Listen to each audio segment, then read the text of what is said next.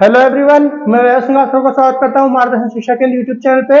आशा करता हूं सब लोग ठीक होंगे, अपनी तबीयत का पूरा ख्याल रख रहे होंगे और अपनी पढ़ाई पे पूरी मेहनत कर रहे होंगे। तो चलिए शुरू करते हैं आज की वीडियो की। ये जो हमारी वीडियो है आज के इतिहास की वीडियो होने वाली है। क्या डेट है आज? 22 मार्च 22 ऑफ मार्च। ओके, तो 22 मार्च को इतिहास में जो भी महत्वपूर्ण घटनाएं हुई थी, चाहे हमारे देश के अंदर चाहे हमारे देश से बाहर, देखिए आज के दिन कुछ बहुत महत्वपूर्ण घटनाएं हुई थी जिनको हम यहाँ पे डिस्कस करने वाले हैं। ठीक है, बहुत इंपॉर्टेंट घटनाएं जो आपकी डायरेक्टली हिस्ट्री से लिंक होती है। ठीक है, हिस्ट्री से भी इनसे रिलेटेड क्वेश्चन पूछे जाएंगे। तो इसी वजह से अभी मैं आपको थोड़ा सा ब्रीफली बता दूंगा, है ना, ऊपर से बताऊंगा, लेकिन जब हिस्ट्री पढ़ाई जाएगी आपको तो टॉपिक जब हिस्ट्री में आएंगे तो वहां पे आपको पूरी डिटेल से ये सब टॉपिक पढ़ाए जाएंगे। ठीक है, तो चलिए शुरू करते हैं। पहले देखते हैं हमारे देश के अंदर कौन कौन सी महत्वपूर्ण घटनाएं आज के दिन हुई थी। पहली घटना देखते हैं। पहली घटना हम किसके बारे में बात करने वाले हैं? यहाँ पे हम बैटल ऑफ करनाल के बाद के बारे में बात करेंगे। ठीक है, बैटल ऑफ करनाल, जो करनाल का युद्ध हुआ था कब? 1739 में, 1739 में। यहां आपको दिख रहा है? हाँ दिख रहा है। 1739 1739 में जो युद्ध हुआ था करनाल का, उसके बाद क्या क्या चीजें हुई थी उसके बारे में हम लोग यहाँ पे डिस्कस करने वाले हैं। एक दिल्ली में बहुत तगड़ा वाला क्या हुआ था, दिल्ली में बहुत बड़ा एक पूरा आपका बोलते हैं उसको नरसंहार हुआ था। ठीक है, पूरा क्या हुआ था? नरसंहार हुआ था पूरी दिल्ली में। उसके बारे में हम यहाँ से बात करेंगे। नरसंहार नहीं, जनसंहार। देखिए नरसंहार का मतलब होता है, मैंने गलती से नरसंहार बोल दिया। नरसंहार का मतलब होता है जब एक आदमी को मारा जाता है, और जनसंहार का मतलब जब बहुत सारे लोगों को मारा जाता है। अगर इंग्लिश में बोलूं तो क्या बोलेंगे आपको? उसको बोलेंगे मैसेकर। ठीक है, तो बहुत सारे लोगों को एक साथ मारा जाता है ना, उसको बोलते हैं मैसेकर इंग्लिश में। ठीक है, वो हुआ था कब? इस युद्ध के बाद, बैटल ऑफ करनाल के बाद, करनाल के युद्ध के बाद। ठीक है, ये युद्ध कब हुआ था? ये युद्ध हुआ था आपको 24 फरवरी।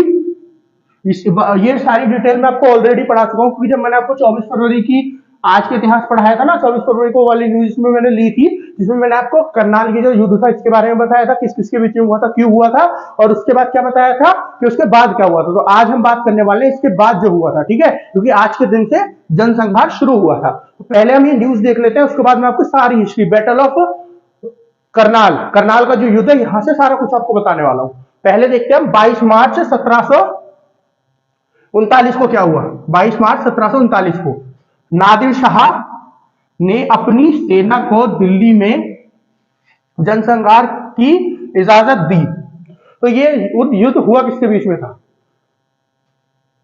ये जो आपका हुआ था बैटल ऑफ करनाल या फिर करनाल का युद्ध, ये किस किस के बीच में हुआ था? देखिए ये दो लोगों के बीच में हुआ था। दो लोगों के बीच में युद्ध होता है। एक तो हुआ था आपका नादिर शाह के बीच में। ठीक है, नादिर शाह कहां का राजा था? नादिर शाह आपका ईरान का राजा था। कहां का राजा था? ईरान। फिर दूसरा कौन था? दूसरा था आपका मुगल साम्राज्य का राजा था उस समय पे, जो मुगल आपका एम्पायर था उसका राजा कौन था उस समय पे? मोहम्मद शाह वर्सेस मोहम्मद शाह। इनका पूरा, इनको जो है रंगीला भी बोलते थे। क्यों इनको रंगीला? इनके नाम के आगे, वैसे इनका नाम मोहम्मद शाह था लेकिन इनके नाम के आगे रंगीला भी लगाया जाता था। क्यों लगाया जाता था? मुगल एम्पायर के थे। ठीक है, मुगल साम्राज्य था उसके थे ये इसलिए लगाया जाता था क्योंकि बहुत ज्यादा अय्याश थे। ठीक है, इनको देखिए, इनको कोई मतलब नहीं था राजपाट से, ना सेना वगैरह किसी चीज से, बहुत ज्यादा अय्याश थे। ठीक है, शराब वगैरह पीना और इधर उधर घूमना, ये वाला इनका वैसे काम करना इनका सारा काम था इनका। ठीक है, किसका? मोहम्मद शाह रंगीला, इसलिए इनके नाम के आगे रंगीला भी लगाया जाता है। तो इन दोनों के बीच में ये युद्ध हुआ था। किस किस के बीच में? नादिर शाह जो ईरान से थे और मुगल साम्राज्य के जो उस समय पे राजा थे कौन? मोहम्मद शाह रंगीला के बीच में। तो क्या हुआ इस युद्ध से पहले की बात करते हैं। पहले क्या हुआ कि नादिर शाह अपना ईरान में राज कर रहे थे। तो नादिर शाह जो ईरान के आसपास देश थे वो नादिर शाह के थोड़े से दुश्मन थे। जैसे कि कौन सा? अफगानिस्तान जो देश था। तो अफगानिस्तान में क्या होता था, जब भी अफगानिस्तान के राजा हारने लगते थे तो ये लोग क्या करते थे, ये भारत की तरफ को भागते थे। ठीक है, और भारत की तरफ को स्पेशली जो मुगल साम्राज्य था उसके उसमें आके बसते थे, है ना, वहां पे आके रहने लगते थे। और वहां के जो राजा होते थे ये इनको अपने पास रख लेते थे। ठीक है, असाइलम दे देते थे रहने के लिए। तो उस समय पे जो नादिर शाह की लड़ाई चल रही थी वो अफगानिस्तान के राजा से चल रही थी, जो हार गया। हारने के बाद वो आ गया कहां पे? मुगल साम्राज्य में। कहां पे? मोहम्मद शाह रंगीला के पास आके रहने लगा। ठीक है, जब यहाँ पे रहने लगा तो नादिर शाह ने अपना एक वो भेजा, अपना एक राजदूत भेजा। कहां पे?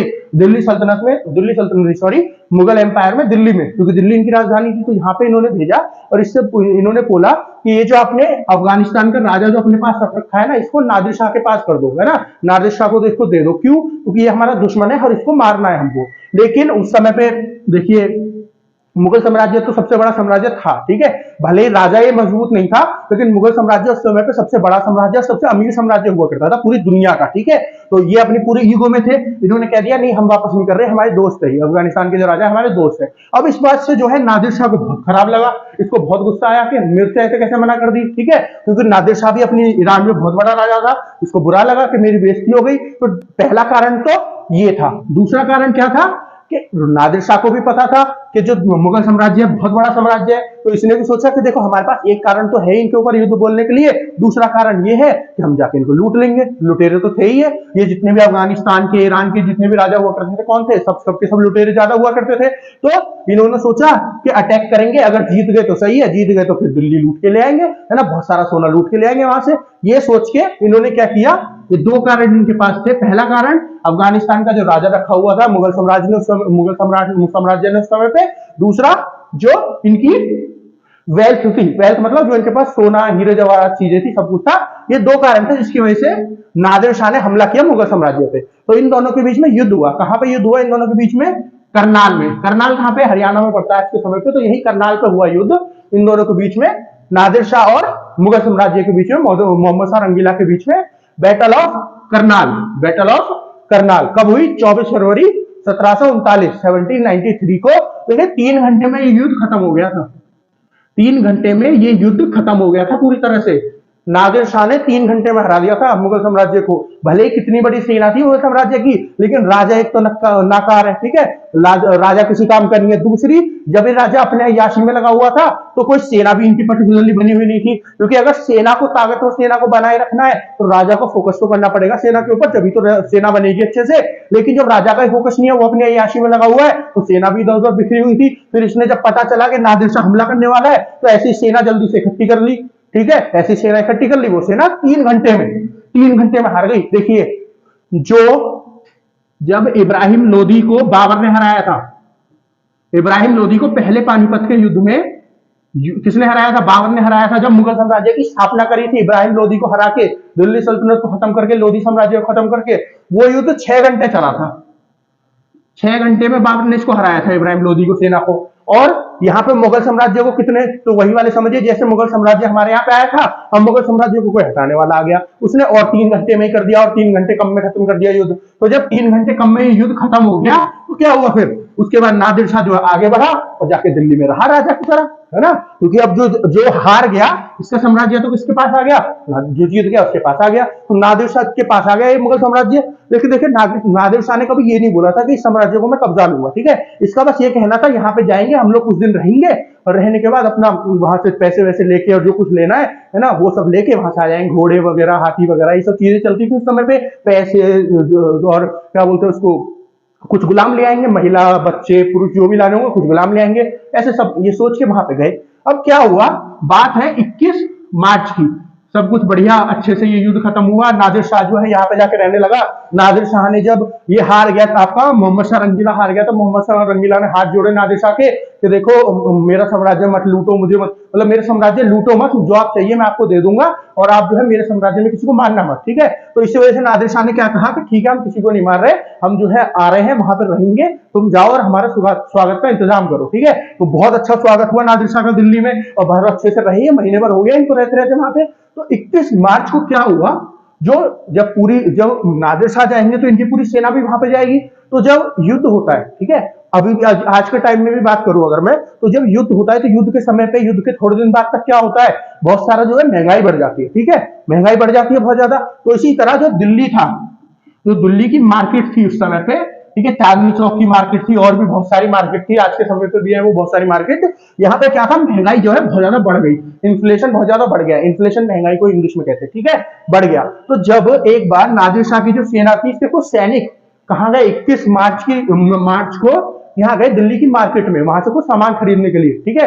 ये क्यों गए सामान खरीदने के लिए? जब इन्होंने देखा था कि बहुत ज्यादा महंगाई बढ़ रही है, तो इन्होंने अपने जो इनके, मतलब ये नादिर शाह से नीचे जो भी इनके ऑफिसर होंगे, मिलिट्री कमांडर होंगे, उनसे बात की होगी तो क्योंकि महंगाई बहुत ज्यादा बढ़ रही है, तो उसने बोला, जो उनका मिलिट्री कमांडर था नादिर शाह का, कि आप जाके जो दिल्ली के लोग हैं उनको बोलो कि जो है महंगाई जो बढ़ रही है इसको कम करो, ठीक है, हम लोग यहाँ रह रहे हैं, अभी हम यहाँ रहने वाले हैं, अभी हमारे अंडर है ये, तो अभी इस महंगाई को कम करो। तो वो सैनिक जो है कहाँ गए, जो दिल्ली के मर्चेंट्स थे, मर्चेंट मतलब जो वहां पे मतलब जिनकी दुकान वगैरह थी, ये सब है ना, जो काम करते थे बिजनेस थे जिनके, उनसे जाके इन्होंने बात करी, सोल्जर्स ने, जो भी ये सैनिक गए थे, कि जो आप महंगाई इतनी बढ़ा रहे हो ना, इसको कम करो, ठीक है, इसको कम करने की कोशिश करो ताकि सब आराम से रह सके। लेकिन क्या हुआ, दिल्ली के जो लोग थे, दिल्ली के जो मर्चेंट्स थे, इनको ये बात पसंद नहीं आई, ठीक है, और इस बात से जब इनको ये बात, इनकी बात नहीं मानी गई, तो सोल्जर्स जो थे नादिर शाह के, इनको गुस्सा आया, तो इन्होंने तलवार वगैरह निकाल ली। जब इन्होंने तलवार निकाली तो ये जो थे बहुत सारे थे, ये तो कुछ ही थे, 10-12 गए थे सैनिक तो, लेकिन मार्केट में तो बहुत सारे दिल्ली के लोग थे, लोकल लोग थे, इन लोगों ने इनके ऊपर हमला कर दिया, किसके ऊपर, सैनिक के ऊपर, और ये 10 के 10 मर गए, ठीक है, ये 10 के 10 मारे गए, ठीक है। पहला कारण, पहली चीज तो ये हुई, जो कारण बताया जाता है, क्योंकि 2 कारण बताए जाते हैं, किसी को नहीं पता कौन सा सही था, लेकिन जो 2 कारण बताए जाते हैं, पहला कारण तो ये था, ठीक है। दूसरा कारण क्या था, दूसरा कारण था, बताया, बोला जा रहा था कि जब नादिर शाह का स्वागत हुआ, और स्वागत होने के बाद नादिर शाह वहां पे अच्छे से रह रहा था, तो किसी दिन नादिर शाह को एक वुमेन सोल्जर ने, जो किसकी थी, मुगल साम्राज्य की वुमेन सोल्जर, मतलब एक महिला सैनिक ने नादिर शाह को मार दिया, चाकू मार दिया, जिससे इसकी मृत्यु हो गई नादिर शाह की। और जब लोगों को पता चला, दिल्ली की जो नॉर्मल जनता थी, जब उनको पता चला, एक र्यूमर फैल गया, ठीक है, एक गलत जो वो थी आपकी फेक इंफॉर्मेशन फैल गई, एक फेक न्यूज फैल गई पूरी दिल्ली में। और जब ये पता चला किसको, दिल्ली की मार्केट में जो लोग थे उनको जब पता चला ये चीज, तो उन्होंने क्या सोचा कि जब राजा ही मर गया तो सैनिक तो हमारे ऊपर कैसे हुक्म चला सकते हैं। तो ये सैनिक जब इनके पास पहुंचे, ठीक है, ये जो सैनिक कम करवाने गए थे, पैसा कम करवाने गए थे, महंगाई कम करवाने गए थे, जब ये इनके पास पहुंचे दिल्ली की मार्केट में मर्चेंट्स के पास, है ना, तो इन लोगों को इनकी बात पसंद नहीं है कि जब तुम्हारा राजा ही नहीं रहा था, तुम हमारे ऊपर राज क्यों कर रहे हो, तुम्हारा राजा खत्म, तुम्हारा राज खत्म, अब जो हमारे पहले राजा थे, कौन, मोहम्मद शरंगीला, इनका राजा गया, ठीक है।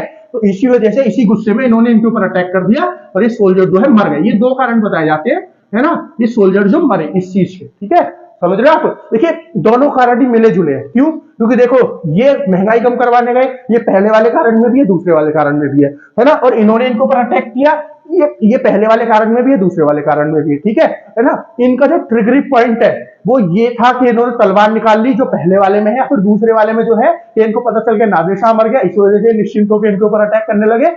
इस पर थोड़ी सी डिबेट है ना, लेकिन ये दोनों मिले जुले से पॉइंट है अगर आप देखो तो, ठीक है। तो जब क्या हुआ, ये 10 सैनिक मर गए, ये 10 सैनिक मर गए, और नादिर शाह तक जब ये खबर पहुंची, ये हुआ था 21 मार्च की रात को, जब ये सैनिक मर गए और नादिर शाह के पास खबर पहुंची। अब नादिर शाह को बहुत अजीब लगा कि मैंने इस साम्राज्य को हरा दिया है ना, इसका राजा मेरे घुटनों में पड़ा है, मेरे पैरों में पड़ा है, और इसके लोग जो है मेरे सैनिकों को मार रहे हैं, ठीक है। और सैनिकों को मारने का मतलब समझ रहे आप, किसी सैनिक को अगर आप मार दो, किसी सेना को, तो राजा को कैसा लगेगा, समझ रहे आप, जो उसके लिए लड़ रहा है।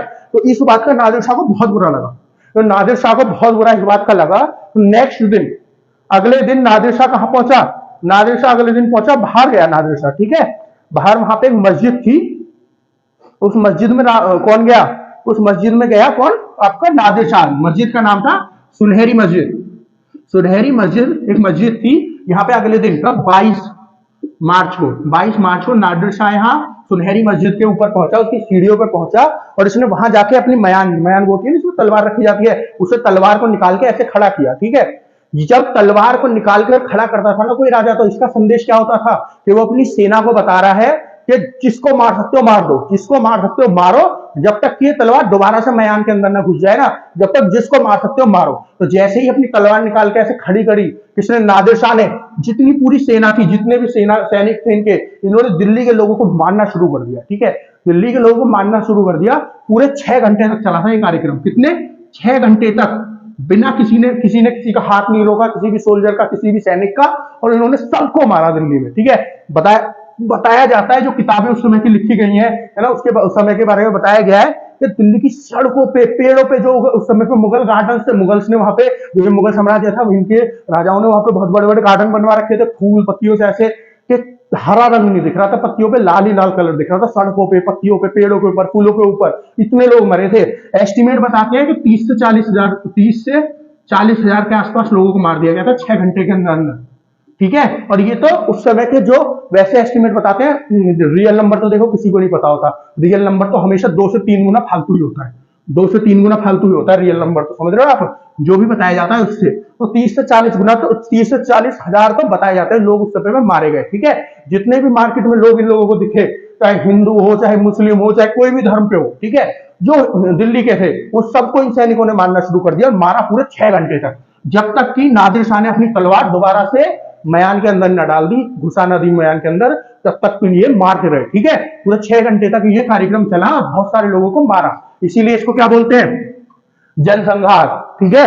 नादिर शाह ने क्या बोला था, कत्लेआम, नादिर शाह ने बोला था कत्लेआम, कत्लेआम भी वही होता है, उर्दू में बोल देते हैं कत्लेआम, हिंदी में बोल देते हैं क्या, जनसंहार, ठीक है। तो कत्लेआम मचा दिया इन लोगों ने, पूरा सारे में कत्लेआम मचा दिया, सारे में जनसंहार कर दिया, समझ रहे आप। तो इसी यही घटना आज के दिन हुई थी 22 मार्च को, इसी घटना का जिक्र इसमें हो रहा है। फिर इसके बाद क्या हुआ, इसके बाद क्या हुआ, देखो ये जो 6 घंटे है ना, ये 6 घंटे में भी जो नादिर शाह था ये अपनी तलवार को डालना नहीं चाहता था, मैं नहीं चाहता था, और सारे लोग मरे।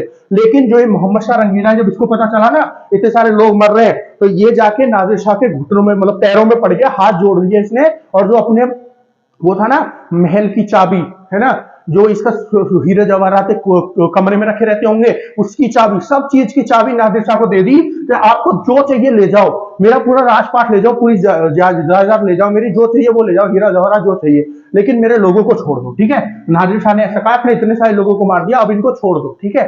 जब जाके नादिर शाह माना और इसने अपनी तलवार दोबारा से मैदान के अंदर डाली, ठीक है। फिर उसके बाद नादिर शाह बहुत लंबे समय तक रहा था, यहाँ से मई में वापस गया था नादिर शाह, ठीक है। अभी भी 1.5 महीने बाद वापस गया था नादिर शाह यहाँ से।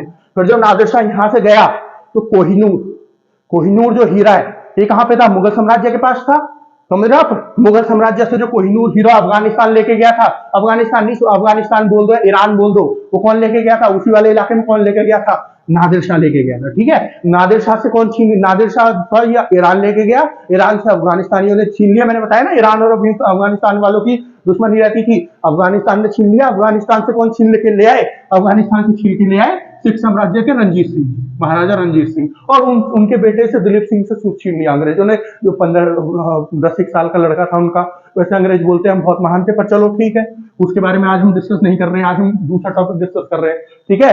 कोहिनूर, बहुत सारे हीरे जवाहरात, ठीक है, और भी बहुत सारे, कोहिनूर को स्पेशली हीरा एक सबसे बड़ा उस समय का माना जाता है, ठीक है, अभी भी बोलते हैं अब, लेकिन सबसे बड़ा, उससे बड़े बड़े हैं अभी भी, लेकिन सबसे जो कीमती हीरा माना जाता है, इसीलिए स्पेशली बता रहा हूं आपको, कोहिनूर, ठीक है।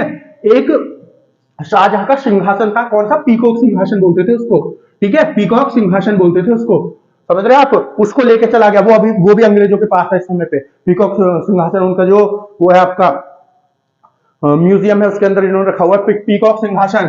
और 20,000 के आसपास कौन, महिलाएं और बच्चे ऐसे गुलाम बना के उनको ले गया था, ठीक है। बहुत सारे क्या ले गया, आपके हाथी घोड़े लेके चला गया था फिर नादिर शाह यहाँ से, समझ गए। तो ये पूरा जनसंहार हुआ था उस समय पे, ये कत्लेआम किया गया था, किसके द्वारा, नादिर शाह के द्वारा, जो आज के दिन हुआ था, उसी के बारे में यहाँ पे हम डिस्कस कर रहे हैं। चलिए अब नेक्स्ट न्यूज देखते हैं। नेक्स्ट न्यूज क्या है हमारी, 22 मार्च 1890, 22 मार्च 1890 को क्या हुआ था, रामचंद्र चटर्जी पैराशूट से उतरने वाले पहले व्यक्ति बने। ये भारतीय व्यक्ति की बात हो रही है, ठीक है, पहले भारतीय व्यक्ति बने थे, किस चीज से उतरने वाले, पैराशूट से उतरने वाले, ठीक है। ये ऊंचाई पे गए, वहां से इन्होंने छलांग मारी, और छलांग मारने के बाद पैराशूट से नीचे उतरे, ठीक है, पैराशूट से नीचे उतरे। ये 32,000 फीट के ऊपर से गिरे थे, ठीक है, 32,000, ठीक है, 32,000 फीट से कूदे थे, और फिर पैराशूट के जरिए नीचे आए थे। कोलकाता में रहने वाले थे ये, जो इन्होंने काम किया था कोलकाता में किया था। ये सर्कस में काम करते थे, वहां पे एक सर्कस कंपनी थी जिसमें काम किया करते थे। ये एक तो ये पैराशूट से उतरने वाले भी पहले भारतीय हैं, और जो बैलून होता है, वो बैलून होता है ना, बहुत बड़ा गुब्बारा होता है, और नीचे उसमें टोकरी सी लगी होती है जिसपे लोग चलते हैं, मतलब जिसपे लोग बैठे रहते हैं और गुब्बारा उड़ता रहता है, ठीक है। उसको भी चलाने वाले पहले भारतीय यही थे, जिन्होंने सोलो चलाया था। सोलो मतलब अकेला जिन्होंने चलाया था, वो पहले भारतीय कौन थे आपके, रामचंद्र चटर्जी। कौन थे आपके, रामचंद्र चटर्जी। तो जो पहला वो चलाया था इन्होंने, जो पहली बार ये उतरे थे, हाँ ये पैराशूट से उतरे थे, वो कौन सा दिन था, वो आज ही का दिन था, 22 मार्च 1890 में, ठीक है, 22 मार्च 1890 में वो पहला दिन था जिस दिन ये उतरे थे, समझ गए आप। और जो ये पहली बार अकेले जो इन्होंने पहली फ्लाइट ली थी बैलून से, वो कब था, 4 मई, वो था आपका 4 मई 1889 को, ठीक है, एक करीबन एक साल पहले 4 मई 1889 को ये क्या क्या थे, ये अकेले बैलून से उतरे थे, ठीक है, solo, first solo flight of balloon, ठीक है, सोलो मतलब अकेले, पहली फ्लाइट इन्होंने बैलून से ली थी अकेले, कब 4 मई 1889 को, और जो पैराशूट से पहली बार उतरे थे कब 22 मार्च 1890 या फिर 22 मार्च 1890, ठीक है, कौन, रामचंद्र चटर्जी। चलिए आगे देखते हैं, आगे, हाँ एक चीज और, ये मैंने 32,000 लिख दिया, 32,000 नहीं 3200 फीट, 3200 फीट की ऊंचाई से कूदे थे जब ये किस पे उतरे थे, पैराशूट से उतरे थे, 3200 फीट। चलिए आगे चलते हैं, नेक्स्ट न्यूज क्या है हमारी, ये जो है ना ये बहुत इंपॉर्टेंट न्यूज है, इसके ऊपर इंपॉर्टेंट लिख लो, ये जो घटना है ये बहुत इंपॉर्टेंट है, ये आपकी हिस्ट्री से डायरेक्टली लिंक होगी, लिंक आपकी ये भी होगी हिस्ट्री से, लेकिन ये इतनी डिटेल में हम लोग नहीं जाएंगे इसकी में, लेकिन इसकी तो हमको ईच एंड एवरी पॉइंट पढ़ना है, ये जो न्यूज है ये तो हमारी हिस्ट्री का बहुत इंपॉर्टेंट पार्ट है, ये हमारी मॉडर्न हिस्ट्री में आएगी, मॉडर्न हिस्ट्री या फिर आधुनिक इतिहास, आधुनिक इतिहास में ये हमारी आएगी, ठीक है, समझ गए आप। ये जो आपकी न्यूज आई, अभी न्यूज क्या है, 22 मार्च 1942 को 1942 को क्या हुआ था, क्रिप्स मिशन, भारत के अंदर क्रिप्स मिशन आया था, कौन सा मिशन आया था भारत के अंदर, क्रिप्स मिशन, किसके द्वारा लाया गया था, सर स्टैनफोर्ड क्रिप्स के द्वारा, सर स्टैनफोर्ड क्रिप्स के द्वारा लाया गया था, कौन सा, क्रिस्प मिशन, क्रिस्प मिशन। अब ये पहले न्यूज पढ़ लेते हैं, 22 मार्च 1942 सर स्टैनफोर्ड क्रिप्स के नेतृत्व में क्रिस्प मिशन भारत आया या लाया गया, ठीक है, कब आया, 22 मार्च 1942, ठीक है। अब देखो ये हम पूरा डिस्कस करते हैं, पहले हम इसको डिस्कस करेंगे कहां से, 1940 से इसको डिस्कस करते हैं, या कहो तो आप 1948 से डिस्कस कर ले, 38 से डिस्कस कर लेते हैं, ठीक है, 38 के बाद सीधे 40 को कूदेंगे। देखिए 38 में क्या शुरू हुआ, 38-39 में शुरू हुआ दूसरा विश्व युद्ध, दूसरा विश्व युद्ध शुरू हुआ 1948, सॉरी 38 या 39 में, ठीक है, 38-39 में तो क्या शुरू हुआ, वैसे तो 39 में हुआ था, यहाँ पर 39 कर लो, 1939 में शुरू हुआ दूसरा विश्व युद्ध, ठीक है। फिर हम आते हैं 1940 में, क्योंकि दूसरे विश्व युद्ध का हिस्सा जो है यूके भी था, यूके मतलब वही अंग्रेज जिन्होंने हमारे ऊपर कब्जा किया हुआ था, वो अंग्रेज भी थे इसका हिस्सा। फिर हम आते हैं 1940 के कांग्रेस सेशन के अंदर, जो इंडियन नेशनल कांग्रेस थी उसकी जो मीटिंग हुई थी 1940 में, कहां हुई थी, त्रिपुरा में। इसके अध्यक्ष चुना गया किसको, सुभाष चंद्र बोस जी को इसका अध्यक्ष चुना गया, इसके प्रेसिडेंट चुने गए उनको, लेकिन गांधी जी नहीं चाहते थे कि सुभाष चंद्र बोस जी इसके प्रेसिडेंट बने, उनको 1938 वाली सभा में भी प्रेसिडेंट चुना गया था और 1940 वाले में भी, लेकिन गांधी जी नहीं चाहते थे कि 1940 में वो प्रेसिडेंट बने रहे, गांधी जी यहां भी नहीं चाहते थे, लेकिन यहाँ पे वो पहली बार बने थे इसलिए ज्यादा उनका विरोध किया नहीं गया, लेकिन जब वो 40 में बने तो गांधी जी ने बहुत ज्यादा विरोध किया, जिसकी वजह से सुभाष चंद्र बोस जी ने क्या किया, इस्तीफा दे दिया यहाँ से, ठीक है, और इस्तीफा देके यहाँ से निकल गए। उसके बाद फिर उन्होंने फॉरवर्ड ब्लॉक बनाया, फिर फॉरवर्ड ब्लॉक बनाने के बाद ये कांग्रेस से मिलने की कई बार कोशिश करी, फिर नहीं हो पाया, जो ये चाहते थे वो नहीं कर पाए। उसके बाद फिर उन्होंने ये जगह जगह पे घूमने चले गए, जैसे कि जर्मनी गए, जापान गए, किस लिए गए, उनकी सपोर्ट के लिए, उनकी सपोर्ट के लिए फिर इन्होंने आजाद हिंद फौज बनाई उनके सपोर्ट से, ठीक है, आजाद हिंद फौज, ठीक है ना। तो नेताजी सुभाष चंद्र बोस तो यहां से चले गए, ठीक है। अब हम बात करते हैं इनसे आगे की, तो 1940 का कांग्रेस सेशन हो गया, कांग्रेस सेशन होने के बाद फिर एक मीटिंग हुई, ठीक है, एक मीटिंग हुई 1940 में ही, किस चीज के लिए मीटिंग हुई, कि अंग्रेज चाहते थे कि जो हिंदुस्तानी है वो इनके अंग्रेजों का साथ दे, दूसरे विश्व युद्ध में इनके साथ लड़े, ठीक है, इनके साथ लड़े, तो ये कांग्रेस का सपोर्ट चाहते थे, क्योंकि लोग जो है कांग्रेस को बहुत ज्यादा मानते थे, भारतीय लोग जो थे, तो ये चाहते थे कि कांग्रेस अगर मान गई कि हम हिंदुस्तानियों को लड़ना चाहिए, तो फिर गांधी जी मान जाएंगे, नेहरू मान जाएंगे, और भी बहुत सारे लोग मान जाएंगे, लोग भी मान जाएंगे, और फिर जो है हमारे साथ लड़ने के लिए आ जाएंगे हिंदुस्तानी। लेकिन इन्होंने क्या बोल दिया, इंडियन नेशनल कांग्रेस ने, हम जो है कभी भी इनका साथ नहीं देंगे, इन अंग्रेजों का साथ नहीं देंगे। देखिए इसमें भी बहुत सारा ब्लॉक बैठा हुआ था, है ना, क्योंकि उस समय पे कुछ लोग ऐसे थे, जब सुभाष चंद्र बोस जी जो है, नेताजी सुभाष चंद्र बोस वो जीते हैं, तो इसका मतलब उनको बहुत सारे लोग सपोर्ट करते हैं, है ना, लेकिन बहुत सारे लोग गांधी जी की भी बात मानते हैं। तो क्या था, सेक्शन बटे हुए थे यहाँ पे भी, कहां पे, इंडियन नेशनल कांग्रेस में 1940 के दौरान।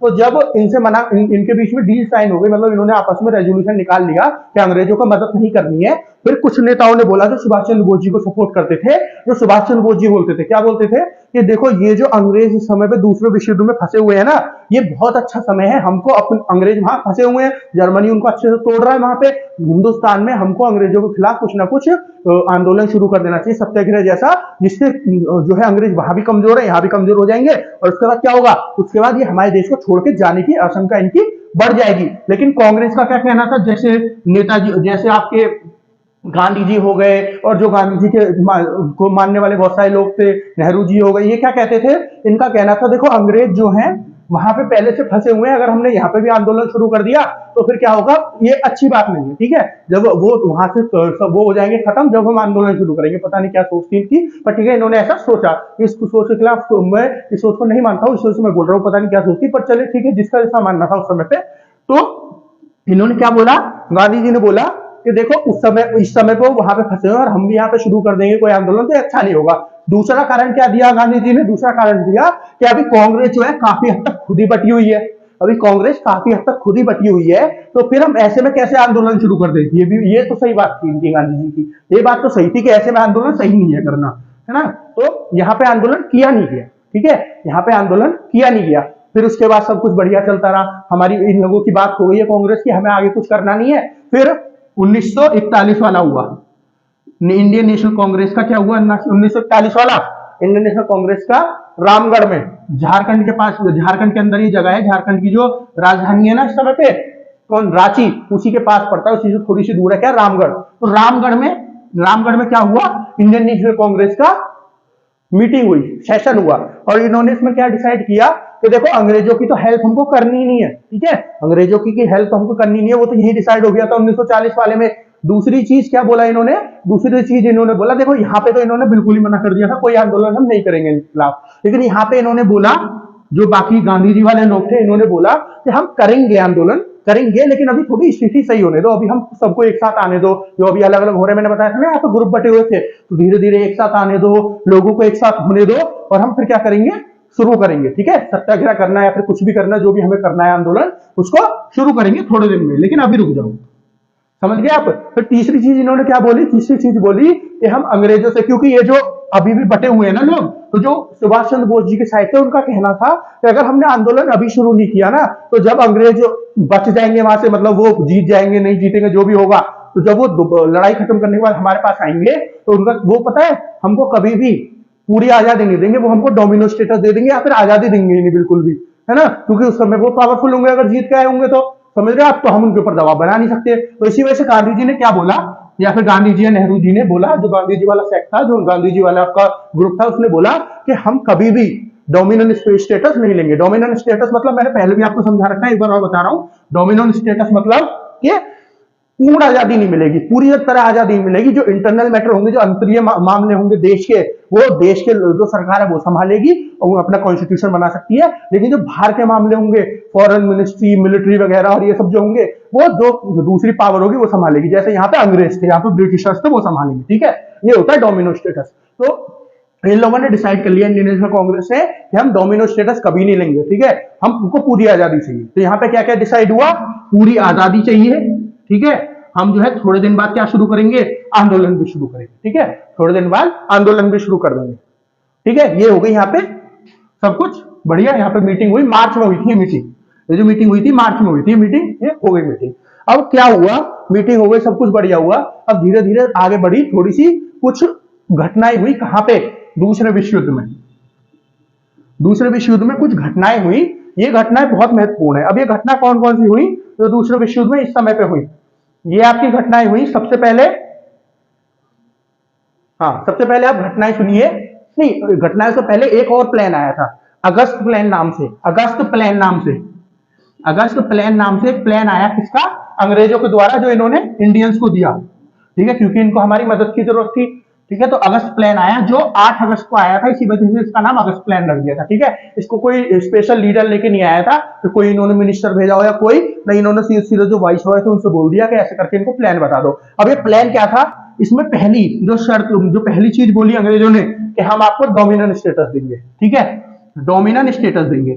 दूसरा क्या बोला, दूसरा इन्होंने बोला कि आप जो है अपनी मिलिट्री नहीं, अपना कॉन्स्टिट्यूशन बना सकते हो अपना, जैसे ही लड़ाई खत्म हो जाएगी, दूसरा विश्व खत्म हो जाएगा, आप अपना कॉन्स्टिट्यूशन बना लो, ठीक है, कॉन्स्टिट्यूशनल असेंबली बना लो, मतलब कॉन्स्टिट्यूशनल असेंबली या फिर संविधान सभा जिसमें आप अपना कॉन्स्टिट्यूशन बना सको, ठीक है। फिर तीसरी बात इन्होंने बोली कि जो एग्जीक्यूटिव काउंसिल है, ठीक है, वैसे अगर आज के समय से इसको कंपेयर करूं तो जो क्या होती है, कैबिनेट होता है, ठीक है, जो आपकी प्रधानमंत्री की सभा होती है ना, उसमें कैबिनेट मिनिस्टर बैठते हैं, यूनियन जो होती है आपकी यूनियन मिनिस्टर बैठते हैं जिसमें कैबिनेट, तो इसको कैबिनेट नहीं बोलोगे आप, अगर पेपर वगैरह में कहीं आ रहा है तो कैबिनेट के नाम से कभी नहीं आएगा, ये क्या आएगा, वॉइसरॉय एग्जीक्यूटिव काउंसिल, ठीक है, होती कैबिनेट की तरह ही लेकिन इसका नाम एग्जीक्यूटिव काउंसिल था, ठीक है। तो जो एग्जीक्यूटिव काउंसिल है इसमें 1934 में पहले ही बढ़ा दिए गए थे बहुत सारे लोग इंडिया से, तो इन्होंने क्या बोला अंग्रेजों ने, ये जो वॉइसरॉय की एग्जीक्यूटिव काउंसिल है इसके अंदर और ज्यादा इंडियंस को बढ़ाया जाएगा, इसके अंदर और ज्यादा इंडियंस को क्या किया जाएगा, बढ़ाया जाएगा। तो ये 3-4 शर्तें थी जो किसने बोल दी, अगस्त प्लान में अंग्रेजों ने दी, ठीक है, लेकिन कांग्रेस ने इसको रिजेक्ट कर दिया।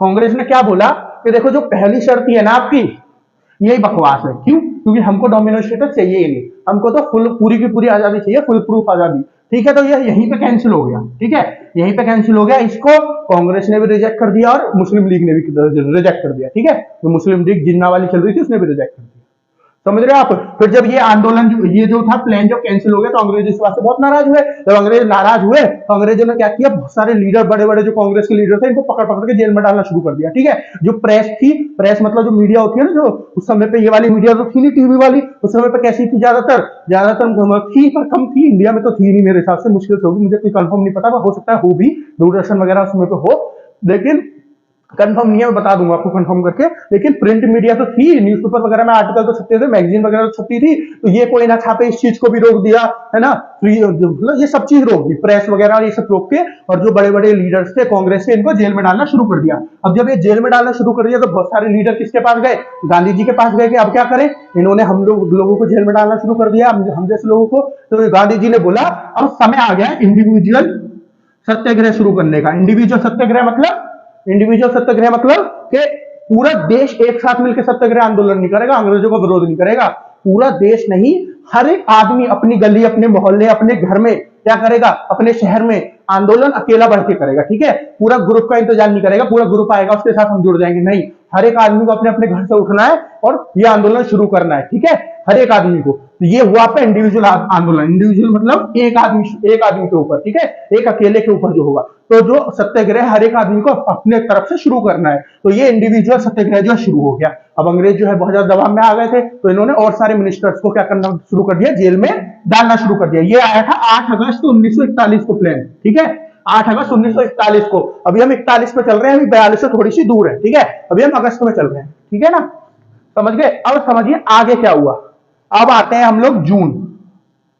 देखो अगस्त से पहले की बात मैं कर रहा हूं, भले ही अगर जून 1941 की बात मैं कर रहा हूं, हालांकि ये इतना इंपॉर्टेंट नहीं है, ये इस न्यूज से रिलेटेड नहीं है, पर फिर भी मैंने सोचा बता दूं आपको कि वर्ल्ड वॉर 2 में इस समय क्या चल रहा था। इससे पहले की बात हो रही है, अगस्त से पहले की बात क्या था, जर्मनी ने यूएसएसआर मतलब इस समय का जो रशिया है उसके ऊपर अटैक कर दिया था। उस समय पे यूएसएसआर सोवियत संघ था ना, उसके ऊपर अटैक कर चुका था जर्मनी, कब, जून 1941 में। और दिसंबर आपका 1941 में, जो दिसंबर 1941 था उसमें 7 दिसंबर 1941 में जापान ने हमला कर दिया था पर्ल हार्बर के ऊपर।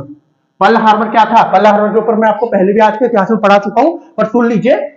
7 दिसंबर को क्या हुआ था, 7 दिसंबर को जापान ने पर्ल हार्बर, जो यूएसए अमेरिका का जो क्या था, एक आपका पोर्ट था, पोर्ट बोल दो या फिर मिलिट्री स्टेशन था, ठीक है, जो हवाई आइलैंड में, जो हवाई द्वीप है वहां पे था, उसके ऊपर हमला कर दिया। जिसके बाद क्या हुआ, यूएसए अमेरिका युद्ध में कूद गया।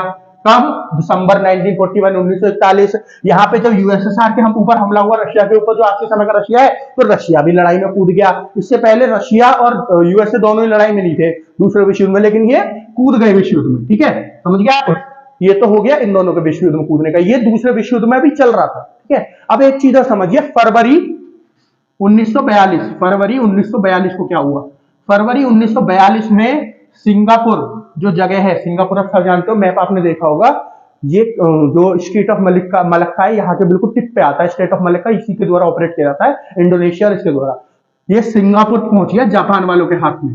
सिंगापुर के बाद धीरे धीरे इंडोनेशिया, म्यांमार, ठीक है, जो वर्मा बोलते थे उस समय, बिल्कुल इंडिया के नॉर्थ ईस्ट बॉर्डर के आसपास है, और थाईलैंड, इंडोनेशिया, ये सब इसके अंदर आ गए, जापान के अंदर, ठीक है।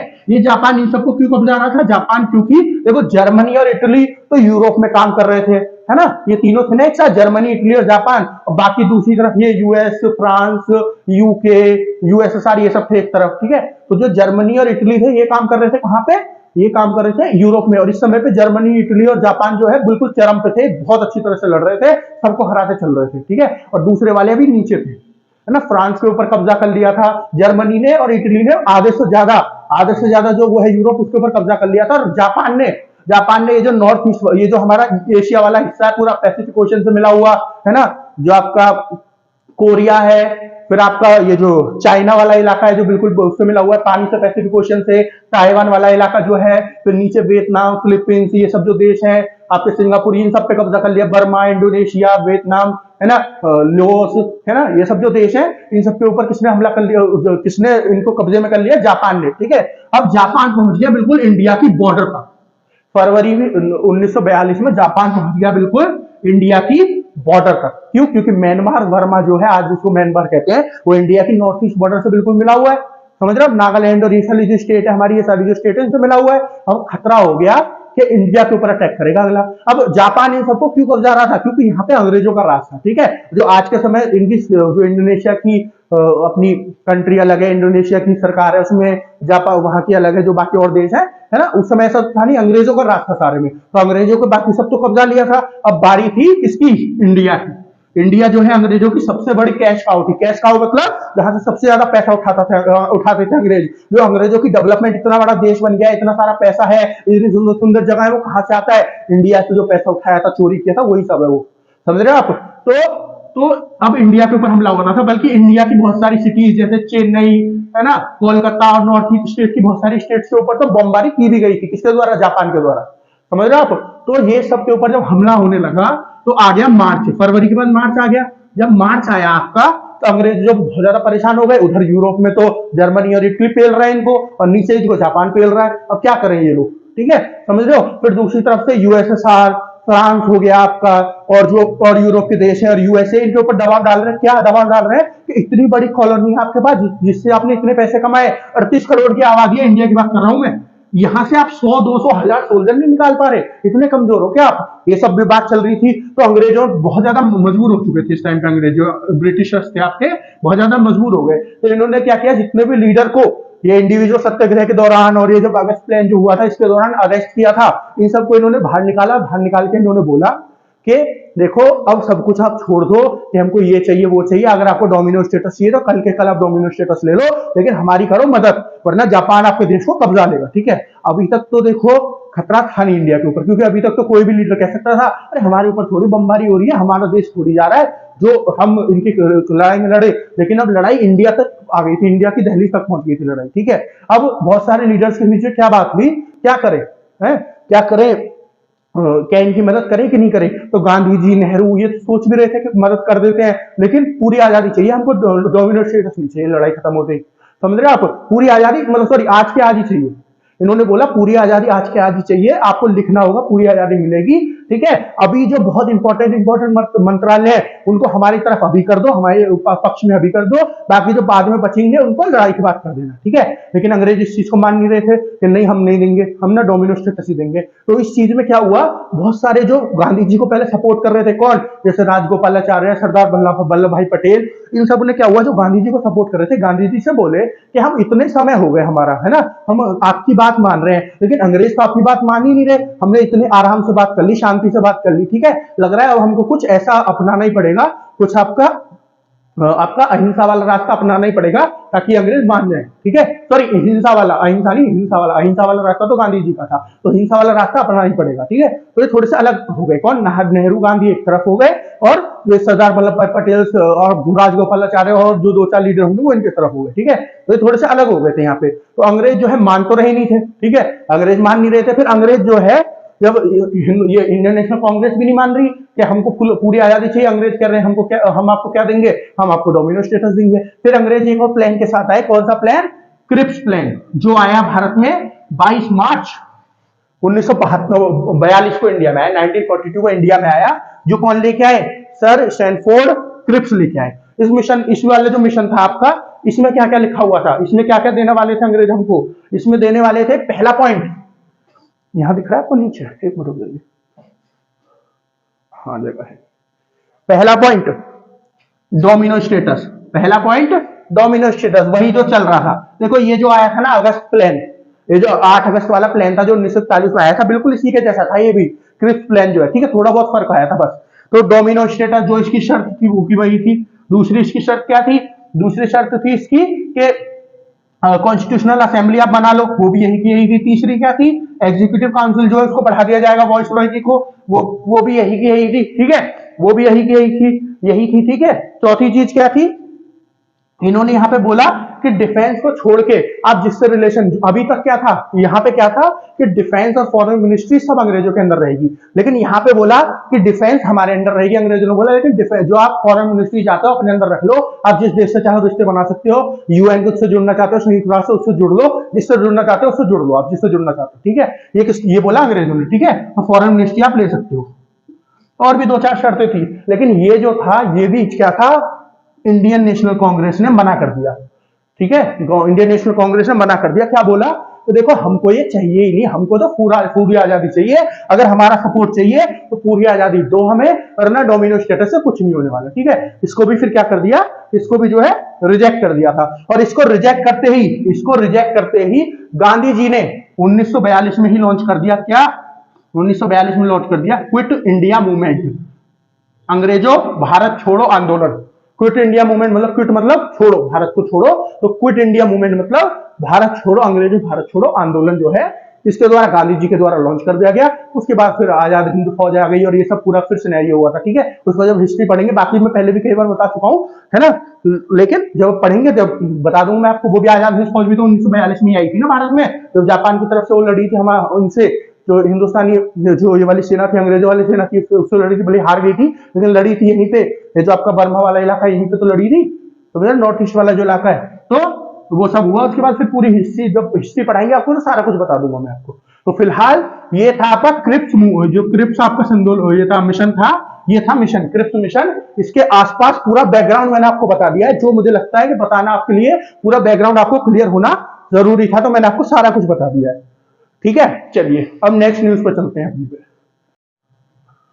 तो आप लोगों का दोबारा से मैं स्वागत करता हूँ। ये बीच में वीडियो रुक गई थी, उसकी वजह से ये वाली लास्ट न्यूज हम लोग कर रहे थे, हालांकि मैंने खत्म कर दिया था, लेकिन बीच में वीडियो रुक गई थी, तो चलिए दोबारा से कवर कर लेते हैं। हम करने वाले हैं विदेश के अंदर महत्वपूर्ण घटनाएं जो आज के दिन हुई थी। कब? 22 मार्च को। 22 मार्च का आज के इतिहास की हम बात कर रहे हैं। तो 22 मार्च 1946 1946 को क्या हुआ था?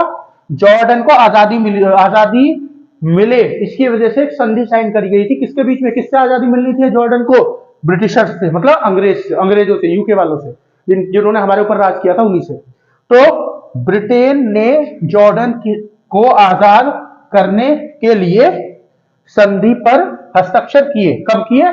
आज के दिन 22 मार्च 1946। तो चलो इसके मैं थोड़ा सा बैकग्राउंड आपको देता हूं। हमको इसके लिए जाना पड़ेगा पहले विश्व युद्ध पे, ठीक है, वर्ल्ड वॉर 1 पे। तो वर्ल्ड वॉर 1 की अगर हम बात करें,